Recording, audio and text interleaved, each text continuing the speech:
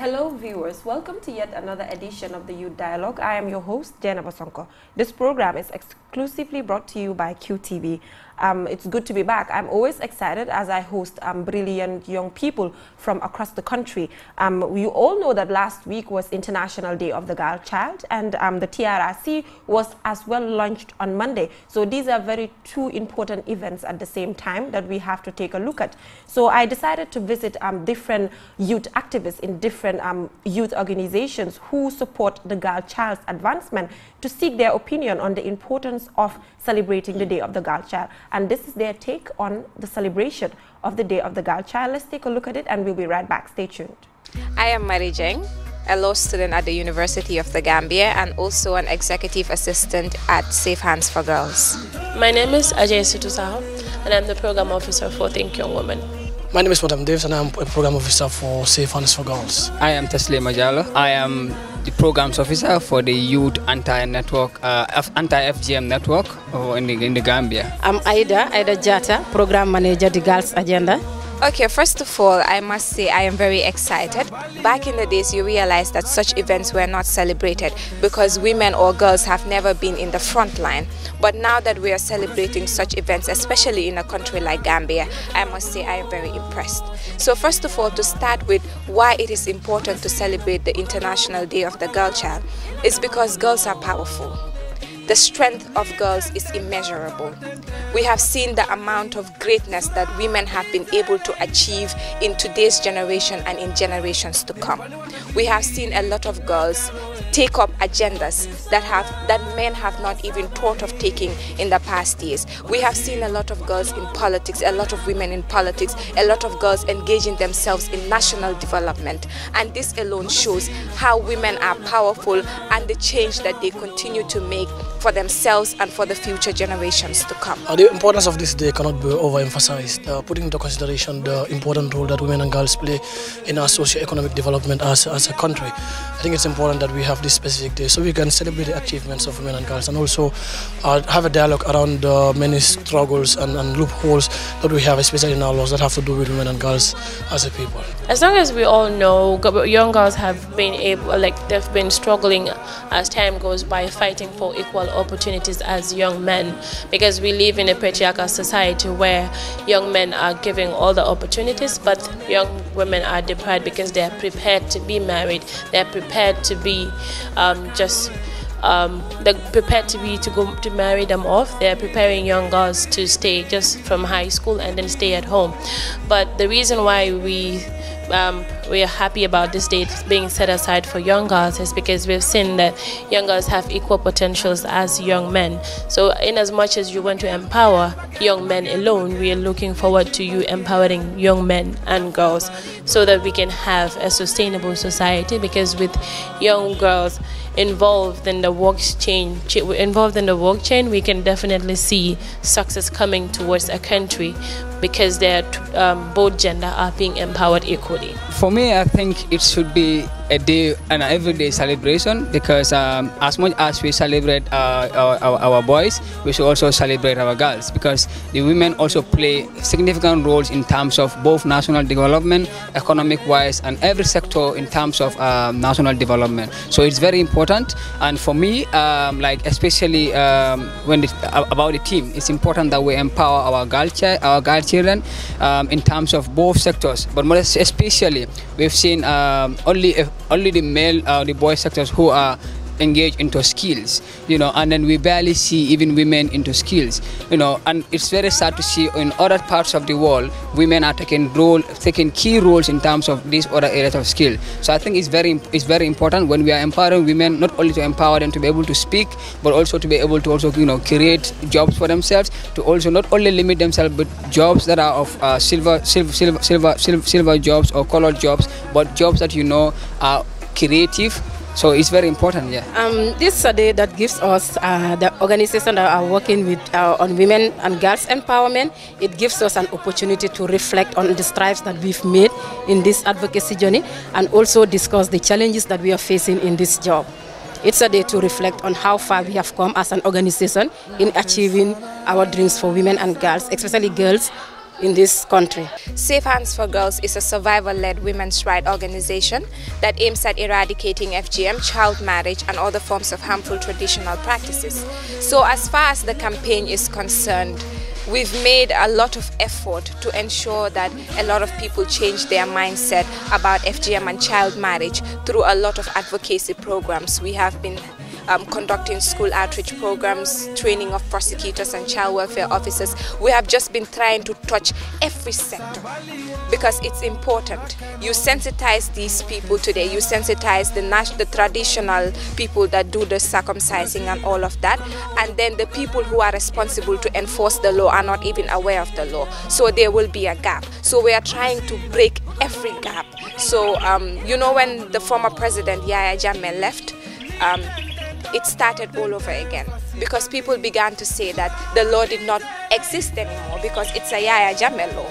So the advocacy sort of started all over again, and we had to come up with different strategies, and we believe that with partnership we can achieve a lot. And that is the strategy we are using now, partnering with other organizations to implement activities that will put a stop to this practice once and for all. Yeah, this day people might see as a fight because they feel it's just empowering young girls. But we all know it's the God that is always a mother. And you taking care of those children, you are the first teacher. Being the first teacher, you are the first teacher of those children. And then you have the right to instill knowledge in those children. And the empowerment of your children depends on the mother. So that is why having the girl, getting them while they're young, giving them that space of equality and giving them that voice for them to be free and just be experts of whatever area they want to is important for us. We've seen communities where they will have to pay for, even though the girl will have the same grade as the boy, but they feel that the guy is supposed to be the house of the man of the house, and the girl will just go and get married. So this is something that we feel it shouldn't happen. When it comes to opportunities, it should be for both men, for both young boys and girls. Okay, so Safe Hands came into being around 2014 in the Gambia, and it brought about a very important movement of young people from across the length and breadth of the country that came together to say they want to put a stop to FGM. Because we believe our mothers and our grandparents have done their bit in subjecting their daughters and grandchildren to this heinous practice. And I think as young people or as a youth-led organization, it's important that we can stand up and say, no, we want to put a stop to this harmful traditional practice. And as such, when that happens, we are going to be household heads at the end of the day. And then, we can put a stop to FGM. The fight against FGM, it's a very long fight, and it's a very sensitive thing. And knowing the concept and then the environment that we are in, it's it's a very difficult challenge. However, we've made strides, strides now, and in fact, as I speak to you, there is already a law that prohibits people or the girl, a girl to be taken into circumcision to stop FGM. So I think we've had good strides along the way. There are organizations that are doing amazingly well, like the Youth Anti-FGM Network. It's a network of youth organizations, activists that come together to fight against FGM. And over the years, we've made a lot of strides in terms of raising awareness, in terms of also talking to community people, trying to engage intergenerational dialogues. Like my organization per se, Your Change for a Change, have organized several intergenerational dialogues, of course with support from the girl generation, making sure that we reach out to the remotest part of the country to sensitize them and raise their awareness in terms of the dangers that are associated with the FGM and the health implications. Luckily for us, in terms of what we do is that we try to look at both sectors, both religion and then the health sectors. So because when you come to the religious part, it is the most complicated part, because people associate this with religion and not knowing that it has nothing to do with religion. Because anything that harms an individual, I don't think Islam promotes anything that will harm or make them harm to an individual. Yeah, this year we decided to come up with our local team in celebration of this day. That's girls' education as a catalyst to economic empowerment, because we believe that when girls are educated, they are empowered, they get more opportunities to make informed decisions about their bodies, about issues that affects them directly or indirectly. That's why we came up with this team. And then this year, we are celebrating this in partnership with our sister organization, Think Young Women, with support and funding from the girl generation. I will just encourage the present-day government to realize the potential of women, because I don't want to comment on the current political situation, because that is not my area. I'm not a political analyst, but I'd just like to encourage the government to realize that girls can bring a lot of impact to the country, especially when they give room for more entrepreneurial opportunities. Because when girls are given the opportunity to come up with their own ideas and initiate programs that will not only be beneficial for themselves and other people, I think it will create a lot. It will do a lot for us. So let us have the government create more skill centers that will encourage young people to take up opportunities like that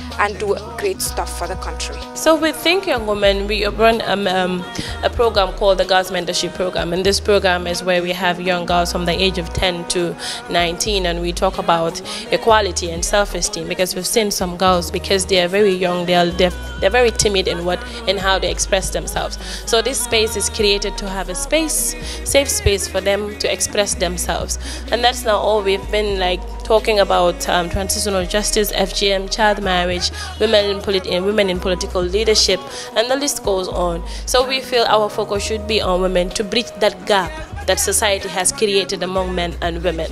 To others, they have turned a blind eye to that gap, but to us, we have seen and realized that gap, that there is a gap between the two genders, and it needs to be mitigated.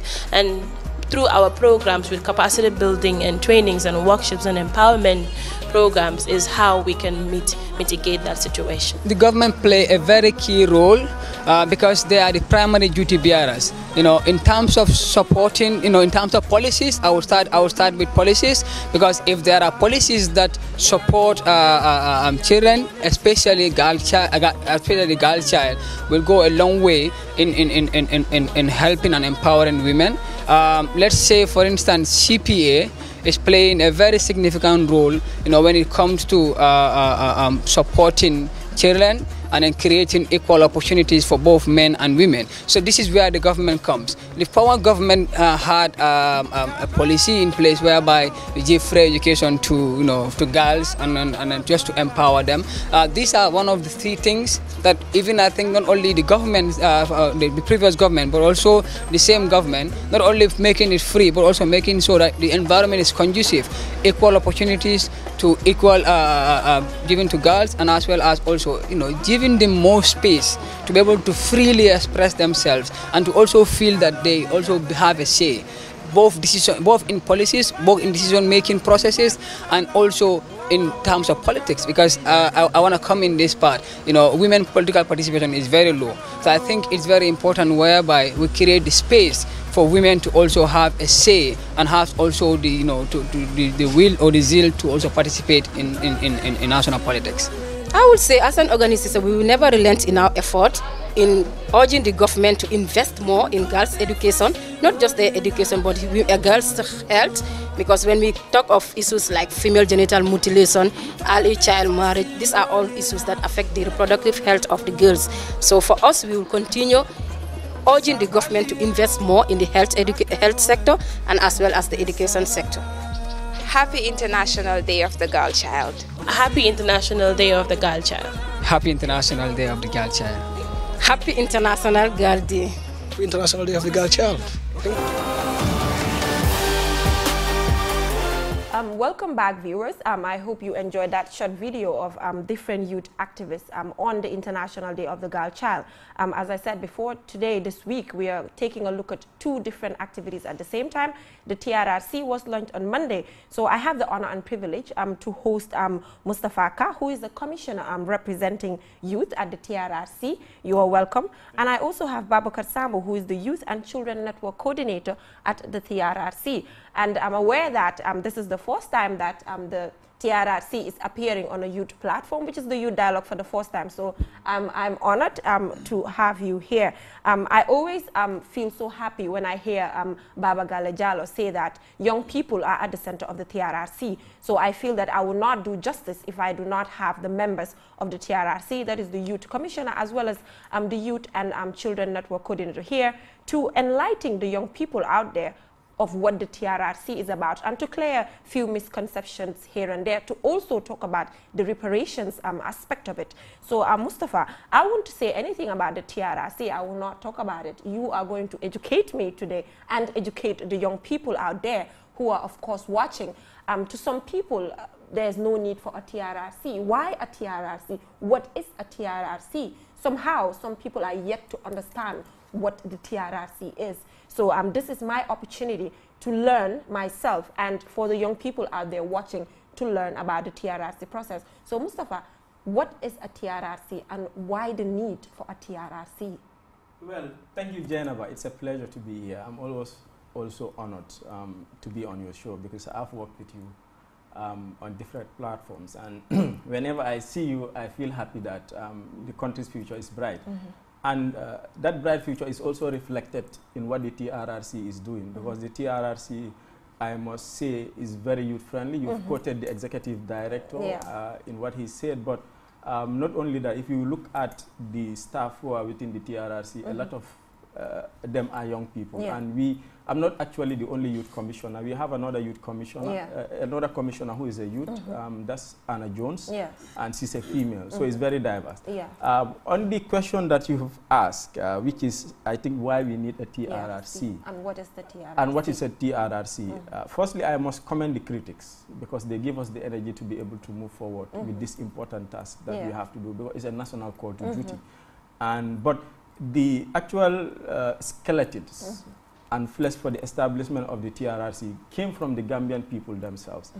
And the starting point is often the promise that was made by the coalition government, that when they come to power, they would establish a truth commission that would look into past human rights abuses. But that's not the most important aspect of the establishment of the TRRC, because the most important aspect of the establishment of the TRRC came from the Gambian people themselves. Because before the commission was eventually established, nationwide consultations were done, and each part of the country was visited. And in all the parts of the country, people were asked whether there is a need for a truth commission or not. And the overwhelming majority of people in all the places that were visited actually supported the establishment of the TRRC. They said there is a need for the establishment of the TRRC. But I must not forget to say this, which is the most important aspect of the work of the TRRC, which is the fact that the TRRC is here for the victims. Exactly. We are going to employ a victim-centered approach. Of course, with respect for the rights of the alleged perpetrators, right? But the TRRC came to know the truth. Because over 22, 23 years, some terrible things happened in this country. I know you may come to that, even the town hall meeting that we've had. Exactly, but some of the stories have been very harrowing. There are people whose parents have disappeared. There are people who suffered serious torture, serious suffering, and those things still affect them. I know I've been, even in fact, speaking to some of the victims of the April 2000 student demonstration. Some of them cannot walk. They are sitting on wheelchairs. So the TRRC is here to make sure that we know the truth, we know why those things happen, and the most important thing is that after the work of the TRRC, recommendations will be made to the executive as to how we can prevent this happening. And I know Babakar would like to come on the Never Again campaign, but the TRRC is going to repair that damage. The reparations. Of course, the reparations part of it, reconciliation, because even the critics that I have spoken to would agree that the country is currently divided. We cannot move forward if you don't reconcile, if you don't work. We have people who are tasked with that responsibility.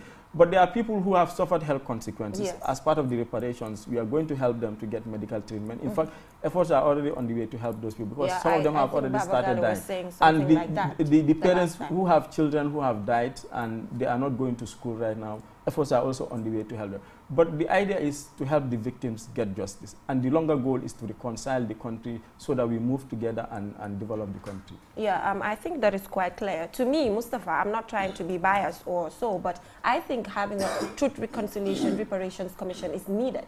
It's not for any money or the list goes on as people think, but it is necessary to have this. If we do not have a Truth, Reconciliation, Reparations Commission, the people who were victims, what are we going to do with them? They're going to feel left out at some point. So I think maybe the people who are saying that there's no need for this is because they're not victims at some point. Yeah. Maybe that is why they feel this way. But I guess when you look deep into it, you will tend to believe that it is necessary to have this TRRC in place. Mustafa, we'll get back to you very soon.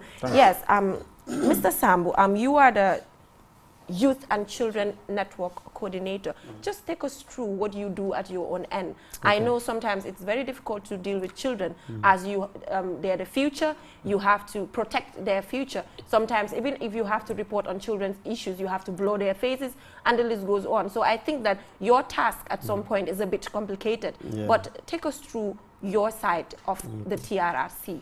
All right, thank you very much, Geneva, for having me here. And thank you, Mustafa, for at least starting it up. It is very important that we are here to talk to the public about what we do at the TRRC, particularly the Youth and Children Network Coordination Unit. The TRRC has realized the fact that from experience in other countries like Sierra Leone, Liberia, children and young people in general have been both victims and perpetrators at the same time. We realize a lot of people that suffers the most are the young people in those countries, because as victims, they were also used in different ways, and some of them end up being both victims and perpetrators. A lot of problems because some people lost their parents during the process. And the TRRC has realized that there is need to pay attention to this particular component of the Gambia's population. Because if you look at the Gambia's population, the young people constitute over 65% of the Gambia's population.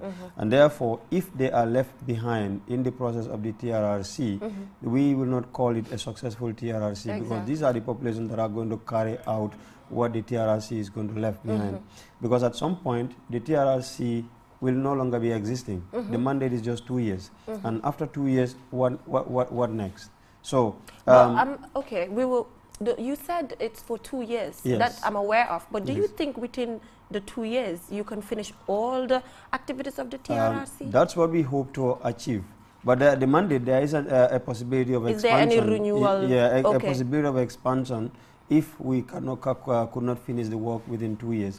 But we are trying, our target is to work and do everything possible to be able to finish the work in 2 years. I know it is going to be so challenging because there is a lot of expectations. Now, with regards to the activities of the Youth and Children Network Unit of the TRRC, we'll be having a lot of engagement with young people. And when we say young people, it's both youth and children. Now, we will have programs. In fact, just a week after the launching of the commission, we'll be having school outreaches. Where we'll be, next week. Yeah, next week. We'll be having school outreach where we'll be going to some schools within the KMC and Banjul. But after that, we'll be also moving to the regions to meet students in schools. Okay, but in the youth sector, we will be engaging youths in 2 phases. The first phase will be engaging youth in the National Youth Council structures as well as registered youth organizations. That is the first phase. We'll be focusing on that. But the second phase of our engagement with young people will focus on the youth in the ghetto, as well as the youth that are dropped out of school and the differently able young people. We believe these are a group of the young people that are usually marginalized, usually forgotten when it comes to discussing matters relating to the concerning the development of the country. We thought the youths in the ghetto are not important. They cannot play any important role. We have seen recently in Uganda, a ghetto boy has just become an international name, a worldwide known name, Bobby Wine, who is just from the ghetto and made his way through to the National Assembly, and he has become a big threat to the president. So that's showing that we have some very conscious people in the ghetto that can be consulted, and the TRRC is willing to get to every level, not just stopping at those organized groups, but even those in remote places, yeah, we are ready to get Mustafa, to them. yeah, Mustafa, I was going to come to that. The fact that the urban and rural area aspect of it, because you know, I just feel like when it comes to the TRRC, there's no particular concentration that it should be on the urban areas or the rural areas. So how ready are you to reach out to the people in the rural areas, you know, having it balanced at some point, which is very important? Actually, the rural people have already been involved.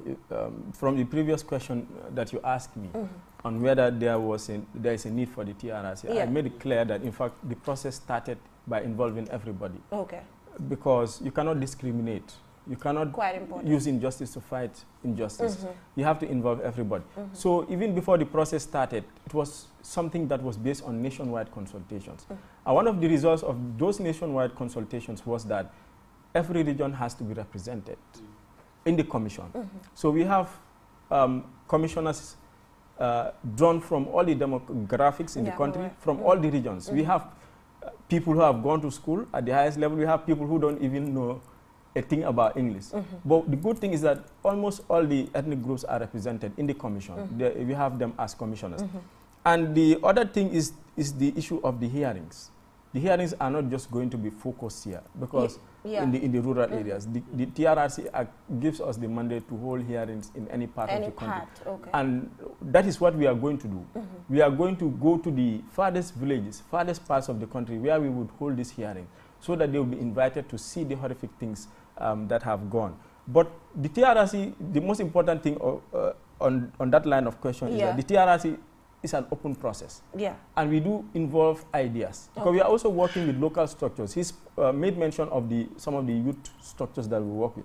Aside from that, we are also working with religious leaders, traditional leaders, the chiefs, alcalos, people within the grassroots, imams. So everybody is going to be involved. We don't want this to fail, and the only way you can make it succeed is to involve every Gambian, despite their level of income, their gender, their ethnicity.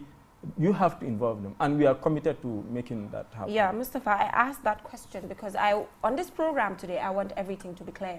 I want you to make all clarifications that we need to make, that the TRRC is all-inclusive, and that is what we need. Like you said, you cannot fight injustice by doing some act of injustice at some point. I think that is quite important. Thank you. Yeah, now we can move to Mr. Sambo. As I said before, you are dealing with children and youth. So I want to know if recently you've had any complaints in relation to children. Because to me, when I realized that there's a children's unit, my mind was like, okay, how can children involve in this? Which you already answered, that these children will suffer due to what happened to their parents. So just give the public few complaints that you've received so far. I said earlier, we embarked on a nationwide consultation. You know, as Mustafa said, there was a nationwide consultation that was asking the views of people with regards to the establishment of the Truth Commission. But the first one was focused on the elderly, the adults. But there was another one that was supported by UNICEF that focused on young people, children, that focused on children in schools and even those that are not in school. And there we went to get their opinion too, because we believe children too can speak for themselves. It's not only all the time that the adults speaking for them. And there we realized that these children are really also very much conscious of what has happened in this country.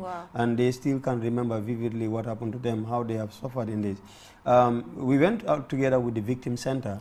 And during those engagements with children, we've seen some children who came openly voluntarily to the Victim Center and registered themselves, that they either lost their parents or guardians or very close relative of themselves that has affected their lives in one way or the other, and they are very much willing to come up and speak about those things. So some of them, during that time, a lot of them have been registered by the Victim Center, and we will continue engaging them with that. So if, for example, people think that this has nothing to do with children, perhaps they don't really engage with those children to know that these people are really very important in this.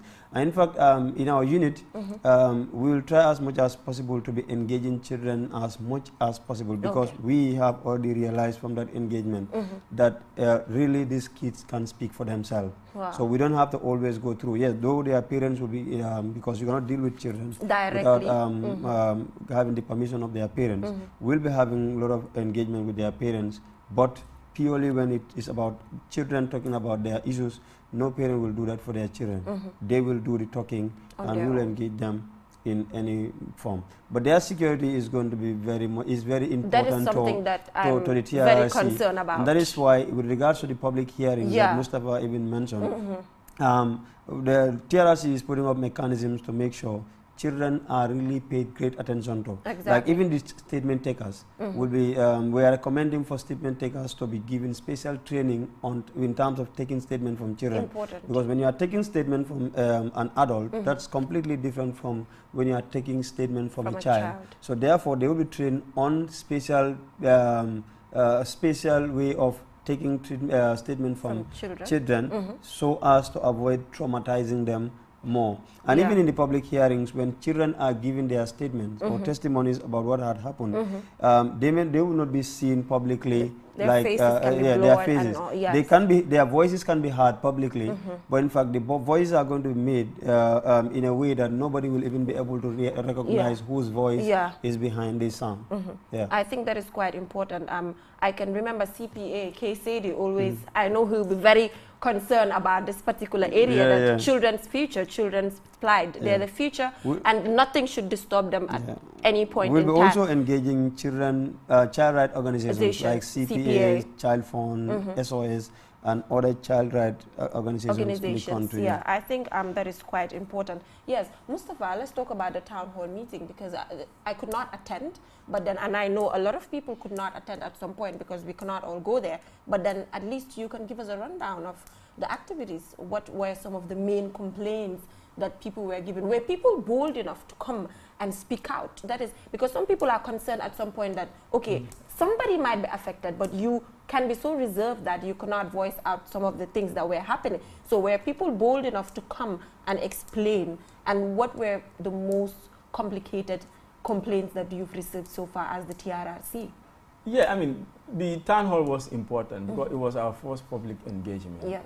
Remember the appointment of the commissioners took place recently. Yes. So we had a training, and after the training, the first engagement for the commissioners and the TRRC was that town hall, and it was meant to familiarize ourselves with the public so that we discuss and clear out some of the concerns. Okay. But there were a multiplicity of issues that came out of the town hall, but I am glad to say that it was well attended. Okay. It was, Babukar was there, and the attendance was good, and it was broadcast by Africa TV, which is good, trying to spread the information to those who were not there. So it was a big event in the sense that people did come out. And interestingly, there were a lot of revelations. Yeah. And the demographic was also diverse. But it was mostly attended by young people, by the youth of the country. Okay. And that speaks to the interest that is already generated in the minds and hearts of young people towards the TRRC. I remember one of the guys who spoke, he was a principal, and his benefits were seized, and he was dismissed. And he stood up and he said that he's not hopeful that this thing is not going to happen. He's not hopeful that this would be the last time that we would have such kinds of human rights violations. Okay. And we took the opportunity to tell him that that's why the TRRC is different. And we cannot promise Gambians that after the work of the TRRC, everything would be different. But one thing we are going to do is to involve everybody, because if you want to change mindsets, and if you, like, especially in regard to the Never Again campaign that we want to start, it's not going to be the job of one individual or one person or one entity. It has to be something collective. And if we do that together as a country, we may be able to prevent it happening again. There was another woman who spoke, and she was concerned that their plight was not being addressed, that some of them were, like her own case, she was really tortured. Okay. And she's still suffering serious pains because of that. And she spoke. I mean, in fact, they were given 2 minutes, but she was trying to get 5 minutes to speak. And as I said, or actually, the secretariat, you know, you have two distinct branches of the TRRC. You have the secretariat where people like Babu are working, and the other administrative staff, and you have the commission. That's where I fall in and the commission. So the secretariat is working with partners to see how best we can help those ones. But there were also people who wanted to know the mandate of the TRRC. What is the TRRC supposed to do? Yes. And which I have already explained. Already. Yes, seeking the truth and making sure that we find a way of not letting it happen again. Yeah, I think, Mustafa, that part I'm so concerned, the part of never letting this happen again. Because if we clear the air and make everything smooth again and it happens again, then I think at some point I would say the TRRC has failed. Because the TRRC, to me, also has the responsibility of making sure this doesn't repeat itself. Because I don't want a TRRC again. I don't want to hear anything that has to do with a TRRC. So I think, how best are you working towards not having this repeat itself again?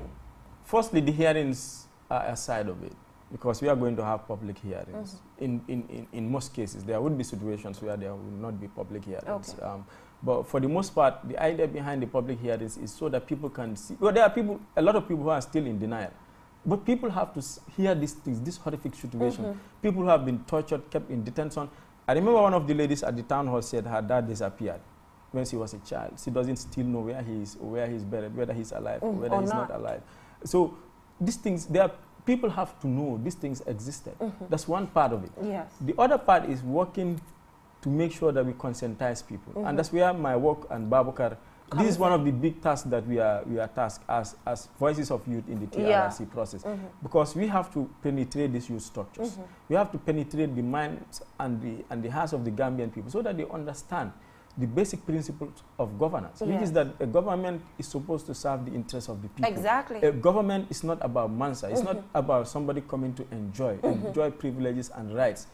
So this is basically what we intend to do. And it's going to be a very difficult task, because culturally, even sometimes some of these religious doctrines perpetuate some of these things. People are made to believe that leaders are just there, they can do whatever they like without being held accountable by the people. But we will challenge that throughout the process. Should be. We will work with traditional leaders, because they need, in the past we know what happened. We know what happened, so we have to conscientize them. But the most important thing is in terms of institutional reform. Because the hearings are going to be based on different things. Firstly, we may have patterns. We look at patterns of behavior. For instance, arrest and detention, sexual violence. We look at that. But we also look at institutions and their role in perpetuating these human rights violations and abuses.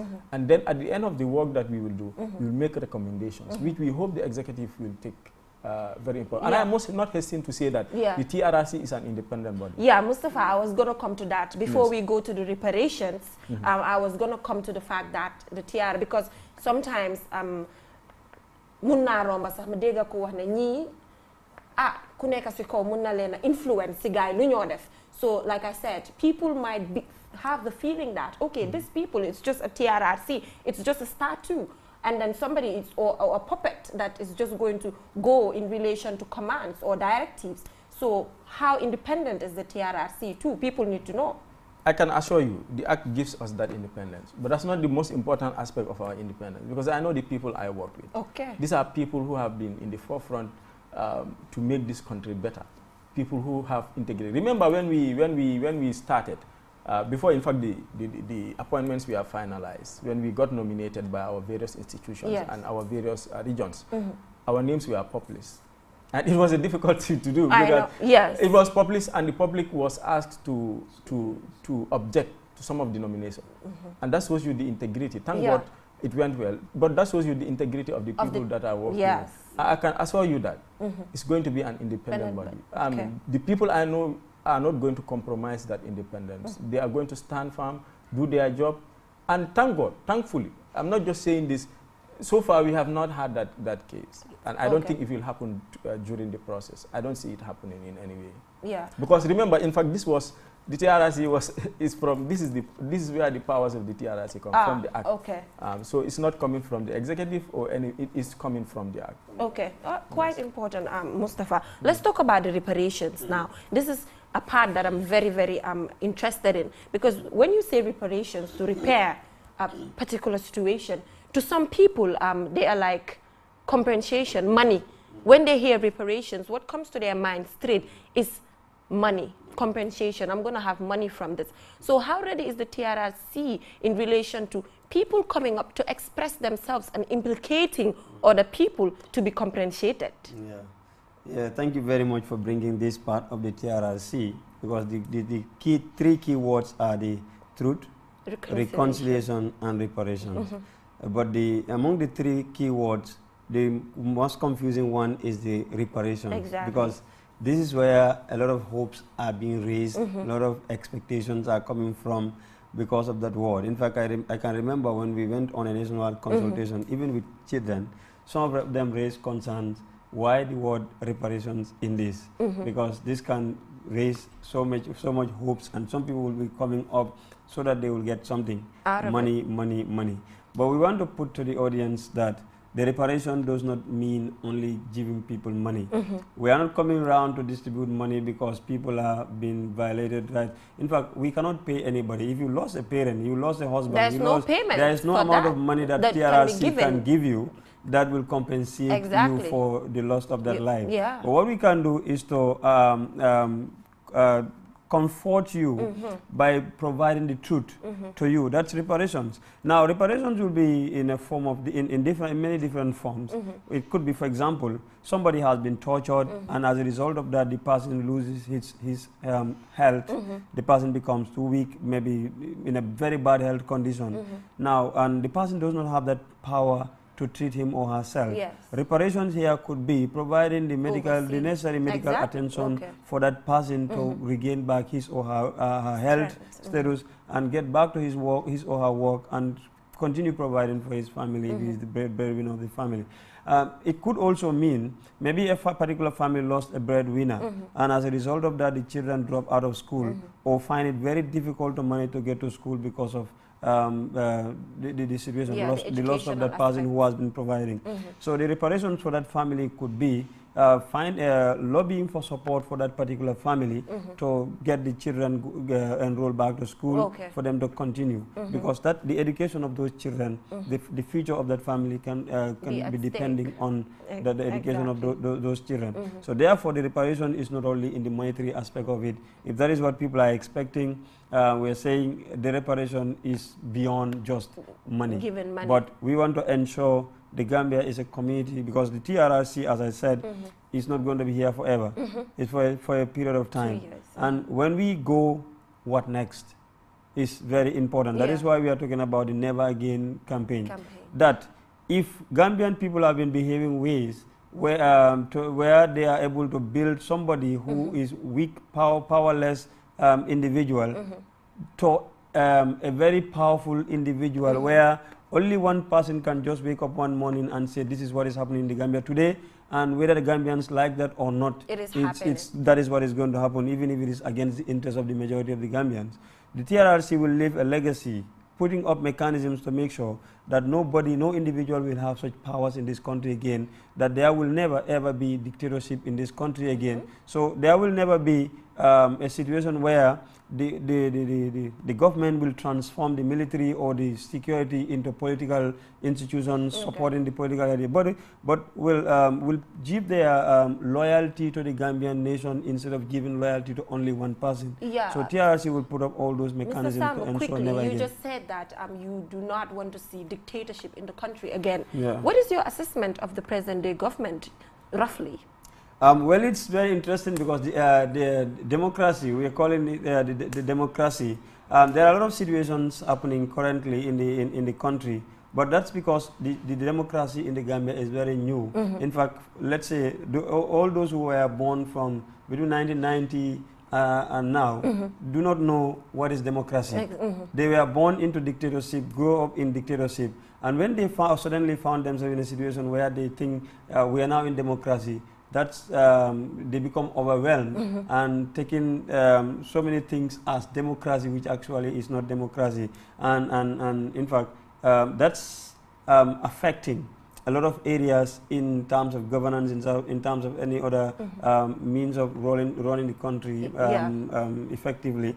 But the rights of individuals is a very key component that the TRRC will not compromise with, and we wouldn't allow any government to come and use power over people. But we will want to make sure that there are systems put in place that will make sure that no individual will just determine what happens, but everything has to go through right channels. Yeah, Mustafa, the present-day government, do you see any sign of dictatorship on their end? Because you were saying that you don't want to see a TRRC again. So just to take a look at the present-day government, do you see a sign of dictatorship coming from them? No, I think that's a very political question, and as a commissioner, I think one of the criteria. No, it's just a general, Mustafa. Yeah, don't run away from this one. I'll come to your question. Yeah. One of the things is that we are not allowed to be involved in politics. Okay. So that's a political. But what I want to say is that, just as he said, democracy is new. There are challenges, both for the government and for the governed. And these challenges are not going to be easy to solve. Yes. But it will take the goodwill and the hard work and the commitment of the Gambian people to make sure that democracy is realized. And that falls within the wider mandate of the TRRC. People have to be part of this governance process. They have to make our country great. And that's why we are focusing on reconciling and healing the country. Because what is democracy if people are not united? If people continue the bickering and the fighting? So the TRRC is here to make the country better, to make our democracy better. And as a commissioner, especially for the young people, I want to assure the young people that they will be a great part of the TRRC. And they should take their rightful place in this country's development. Because if we are 65% or above of the population, nobody is going to build this country for us. So this TRRC is for the young people. But the country is also for the young people. So let's make it great. Yeah, due to time constraints, we could not go further and further. But then I just wish this conversation went further. But then you can just sign out from here. Your final words? Yeah, my final is going to be going to the young people, the youth that I represent in the TRRC. TRRC has really given young people the chance to make this country a great country, because often the time young people will be complaining, we have not been involved, we have never been involved in anything. And now the TRRC desire to make about 90% of TRRC staff young people. And therefore, that means the young people have the stake to make this country or break it. So there, and for us, what we are saying, in fact, in our vocabulary, there wouldn't be anything like failure. Everything is going to be success, because we will be on every young person in the Gambia to support the move of the TRRC to make it a success. Yeah, and Mr. Sambo, considering all the criticisms, it should serve as a motivation to you. You don't have any chance of failing, because the moment you fail, the critics are standing around the corner waiting for you. And in fact, some are saying, what does these young people know to be leading the TRRC process? Exactly. But we are saying what we know is we have the support of young people of this country to make sure the Gambia becomes safe for everybody. Good luck on that. Yeah, Mustafa. Yeah, I'm honored to have been selected by young people to represent them in this all-important process. It speaks to the confidence that they have in me, and I'll reciprocate it. I'll commit myself, as I've always done in my life, to making sure that young people are empowered, they have a voice, and they are part of this process. And for me, I know we have a lot of critics, but as a TRRC and as a national institution, we cannot run away from that. Some of it is healthy, some of it is not actually healthy. But you cannot stop that. You cannot tell people what they have to say about you. For us, it's all part of the process. One thing I want to assure people is that our work will speak for us. We are not here for a joke. And even though some of us still question the qualification, I want to assure them. That is one part. No, every young person in the TRRC is qualified. Starting from the Deputy Executive Director, coming to the Commission. Because these are people who have led international organizations, people who have done well in all spheres of life. So, but these people need to be given the chance. And they will be reason why the country would be proud of young people. I can assure them that every young person in this process, whether it's the Secretariat or the Commission, has the mandate, has the qualification, and will do an excellent job of not only serving as a voice for young people, but doing a job that the country needs. Because this is about sacrifice, sacrificing for this country. And through it, young people will be better for it, and the country will be better for it. Yeah, I know, Mustafa, to me, I feel you are all qualified because I know you were with the peace ambassadors, and at some point, TRRC has a very huge relationship with peace, because and then Mustafa, of course, I should not tell you who you are. We've been working together, I've been working with you, and I know exactly what you're capable of, and I just feel like both of you will do an excellent job at the TRRC, and then the TRRC has been launched on Monday. Good luck as you start work, and then it will be launched this Monday. It's already launched. Yeah, it has been already launched. That was on Monday. So I know that you will do a brilliant job, and then good luck. And just know that the critics are right there at the corner waiting for you as you make mistakes. They are most welcome. It's going to be a conversation. Viewers, this is all we have for you in this edition of the Youth Dialogue. Do join us next week for another interesting program. But before I leave, I would just like to tell you that this outfit is provided by Rugis Creation. The numbers are right there in front of you. Take it, call her, and she will make a very beautiful outfit, as beautiful as this, or even better. QTV is on social media. We are on Facebook, we are on Twitter, we are on Instagram. Follow us or like us to know what is up. Till I come your way next week. Thank you. Bye for now.